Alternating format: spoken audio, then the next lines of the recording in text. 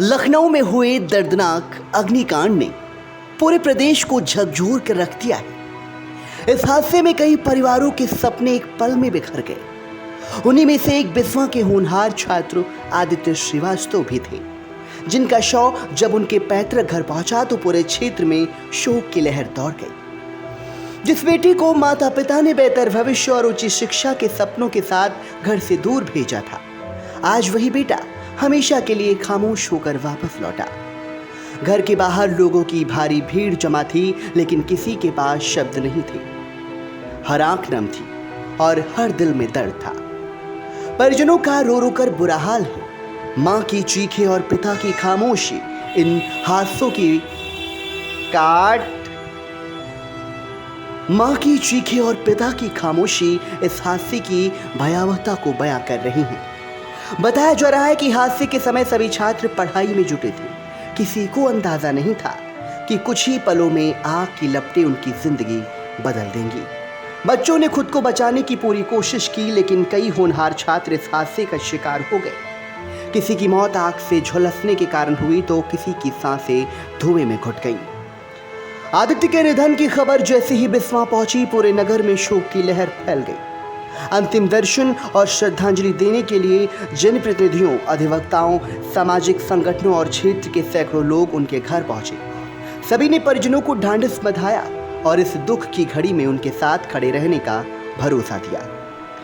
ये हादसा सिर्फ एक परिवार का दुख नहीं है, बल्कि उन सभी माता पिता के लिए गहरी पीड़ा है जो अपने बच्चों को ये बेहतर भविष्य के लिए घर से दूर भेजते हैं। आदित्य के साथ साथ इस हादसे में जान गंवाने वाले सभी बच्चों ने अपने परिवारों के सपनों को अधूरा छोड़ दिया। उनकी यादें अब हमेशा उनके अपनों के दिलों में जिंदा रहेंगी। राजधानी में जो घटना हुई है उसमें हमारे 15 बच्चे मारे गए हैं। सरकार हमारी, हम सब आहत हैं। हमारे नगर का भी एक बच्चा जो होनहार बालक, अभी पूरे मोहल्ले में हाहाकार मचा है और किसी के मुंह से आवाज़ नहीं आ रही कि हर व्यक्ति यही कह रहा है कि इतना होनहार बच्चा शायद मोहल्ले में दूसरा ना हो। हम पीड़ित परिवार के साथ हैं। हमारी संवेदनाएं उस परिवार के साथ हैं और उन परिवारजनों के साथ, सबके साथ हैं जिनके बच्चे इस दुनिया से गए हैं।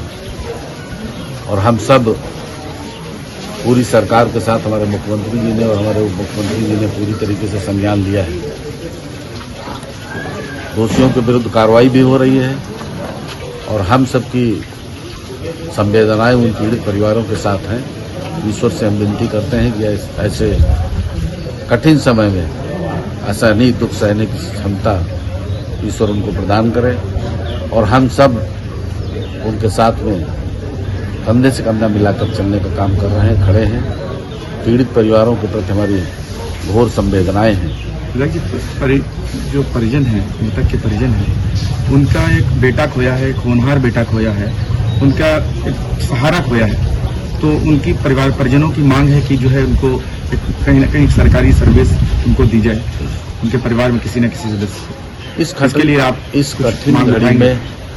कठिन घड़ी में हमने बताया कि पूरी सरकार उनके साथ है और जो बन पड़ रहा है हम करने का प्रयास कर रहे हैं और जो भी उनकी मांगे हैं और उनकी अपेक्षाएं हैं सरकार के प्रति, हम सब उस पर चिंतन करने का काम करेंगे। मुख्यमंत्री जी से उनकी बात को पहुंचाने का काम करेंगे और यथासंभव, हमने बता दिया कि पूरी सरकार उनके साथ खड़ी है, यथासंभव हम सब उनके साथ मदद करने का काम करेंगे। ऐसा उन्हें हमने ढाढ़स दिलाने का काम किया है। उन्हें इस घड़ी में हर व्यक्ति ढाढ़स ही बंधा रहा है और वो जिस रूप में है उस रूप में कोई परिवार दोबारा न पहुंचे, ऐसी स्थिति उस परिवार की है। घर के लोग तो जवाब नहीं दे पा रहे हैं। माता जी उनकी बस केवल एक ही रट लगाए हैं कि हमारा लाडला हमको वापस कर दो। धन दौलत और नौकरी की वो बात ही नहीं कर रहे, वो तो कह रही हमारा लाडला हमको वापस मिल जाए। लेकिन सरकार और हम जनप्रतिनिधि, समाज पूरा उनके साथ है।